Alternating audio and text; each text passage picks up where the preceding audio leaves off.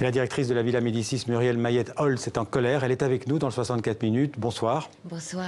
Alors je disais, vous venez d'être évincée de la direction de cette Académie de France après un premier mandat de 3 ans. Vous avez été longtemps d'abord comédienne, sociétaire à la Comédie Française avant d'en prendre la direction, puisque vous avez été l'administratrice générale de la Comédie Française de 2006 à 2014. Et puis en 2015, vous êtes nommée donc directrice de la Villa Médicis à Rome. Alors rappelez-nous d'abord en quelques mots quelles sont les missions de cette Villa Médicis, de ce palais qui abrite l'Académie de France, je pense, depuis Napoléon en 1803. Non, à la Villa Médicis, oui, mais l'Académie de France à Rome a été créée en 1666. D'accord, mais transférée à la Villa Médicis. Exactement. Voilà.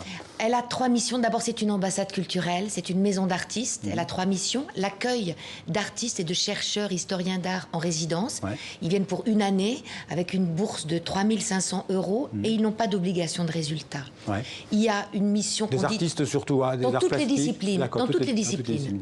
Il y a une mission qu'on dit Malraux, qui est une mission de programmation. Il y a une programmation culturelle qui est gratuite et notamment des expositions d'art.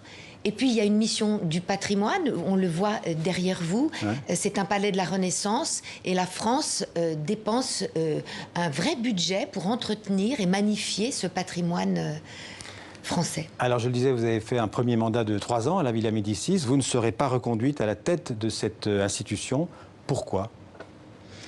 Pourquoi ? C'est ce qui est chagrin, c'est que je ne le sais pas. Je regrette de l'apprendre si tard. Et la colère, elle naît d'un sentiment d'injustice pour le travail que j'ai accompli, pour mon équipe, pour les 16 pensionnaires qui viennent d'arriver lundi dernier à la villa. C'était une surprise totale pour vous ? C'est une surprise dans ce calendrier qu'on ait envie de réfléchir au bien fondé de cette institution séculaire. Je peux le comprendre. C'est la première fois qu'un mandat de directeur ne sera pas renouvelé. Tous vos prédécesseurs ont fait 2 mandats ? Absolument. Ouais. D'ailleurs, il y a une inspection récente du ministère de la Culture qui notait ce point en disant qu'un mandat de 3 ans, c'est difficile pour mener à bien une politique culturelle cohérente. Ouais. Et ambitieuse. Alors comment vous l'expliquez ? C'est un règlement de compte ?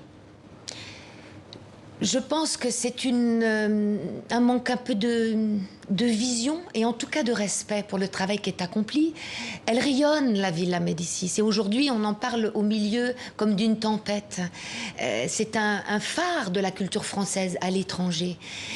On a augmenté le nombre de pensionnaires en résidence, il y a 30% de plus de fréquentation du public. Un manque de vision de la part du ministère de la Culture à Paris ? Aujourd'hui, on me dit qu'un comité va se constituer pour réfléchir au bien fondé de cette institution, pour réfléchir à son évolution, ce que je regrette de tout mon cœur. Éventuellement pour la réformer, vous pensez que la Villa Médicis n'a pas besoin de réforme ?